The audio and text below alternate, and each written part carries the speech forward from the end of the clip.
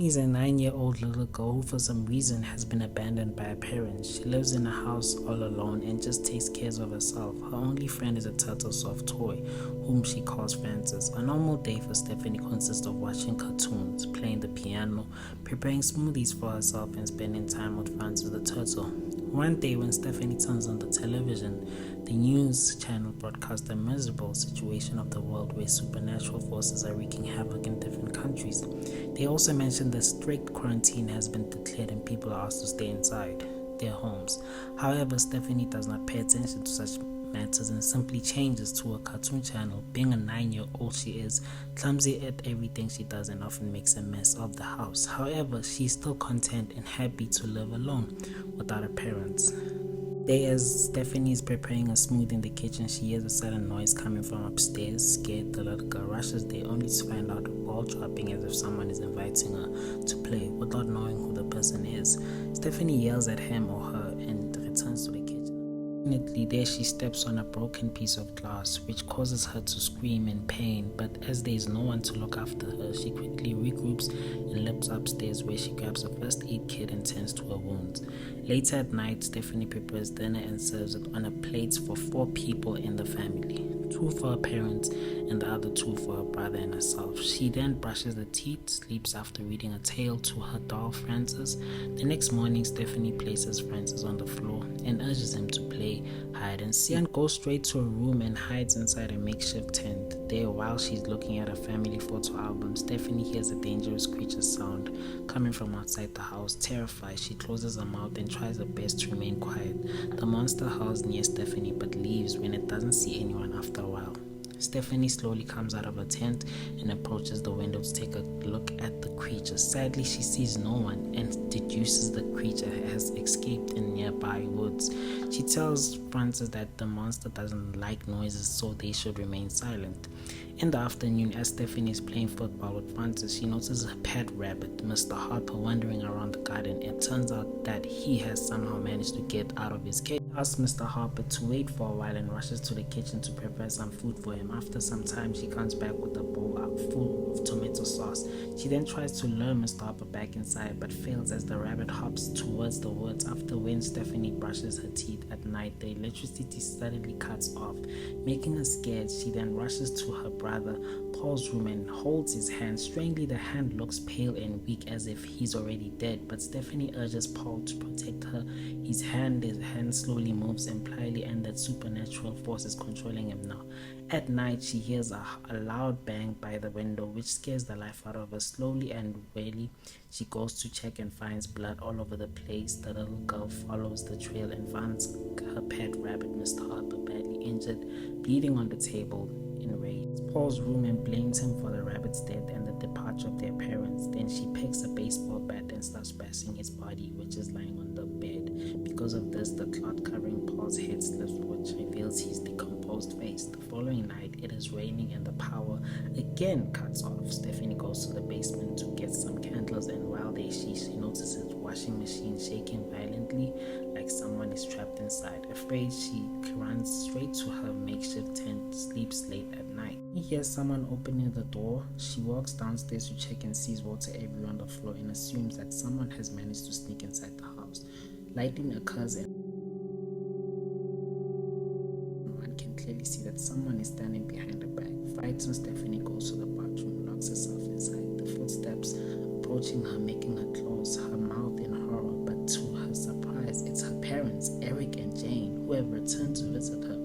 After this, the little girl reunites with her parents and sleeps with them.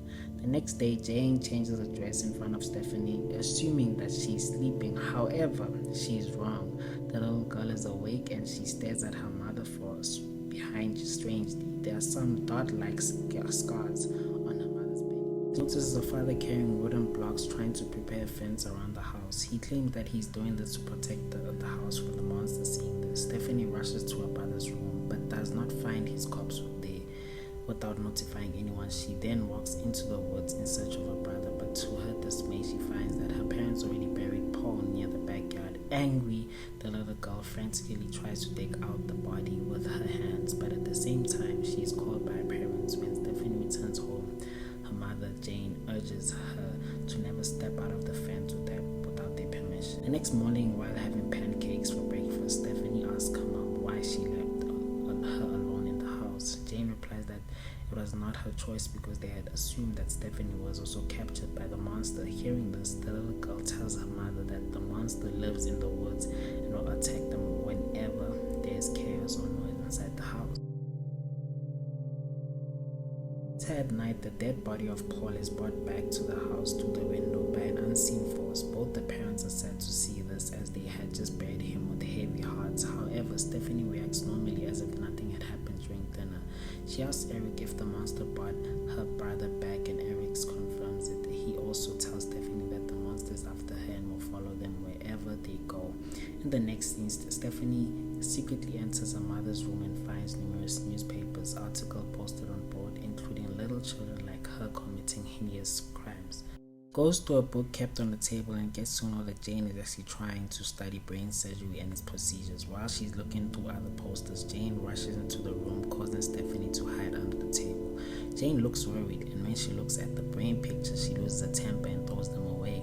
Afterwards, Stephanie can be seen chilling in the bathtub. When Eric approaches her, he tells her that the monster is an external force, but only the result of her bad feelings. Hence, she needs to control herself, try not to let the negative feelings take over. Stephanie politely agrees, but in return asks her father why she was left alone. This makes Eric emotional, and he slowly whispers that he was afraid and had no idea what to do to save his family.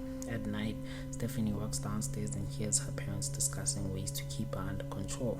Eric seems positive, believing that Stephanie can control her emotions, while Jane thinks otherwise.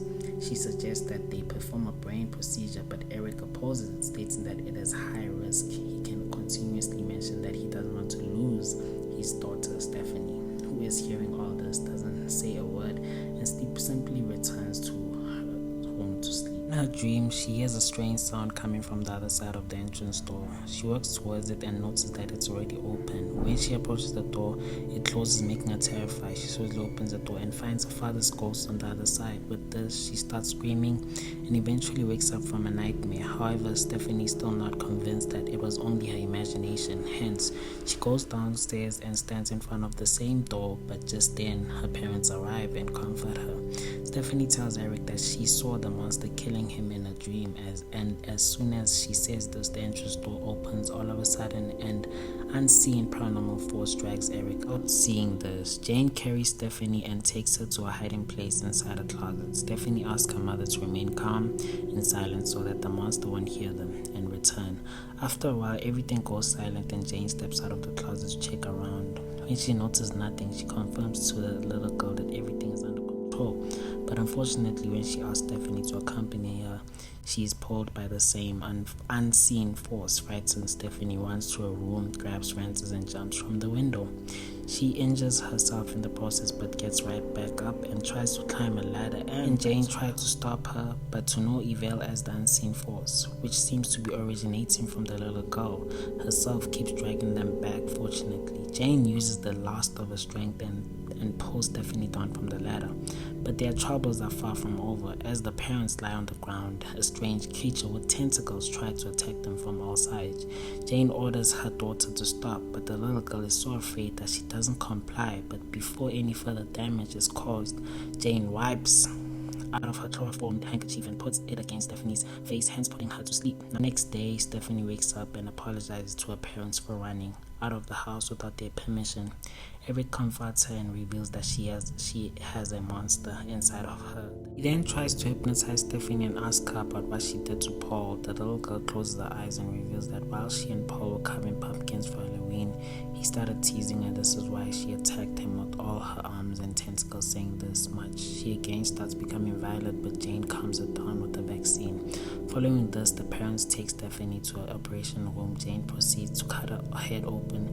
Eric tries to stop his wife from doing this and mentions that this is the only way to keep her alive and safe. It turns out that she wants to remove the monster by conducting a brain surgery.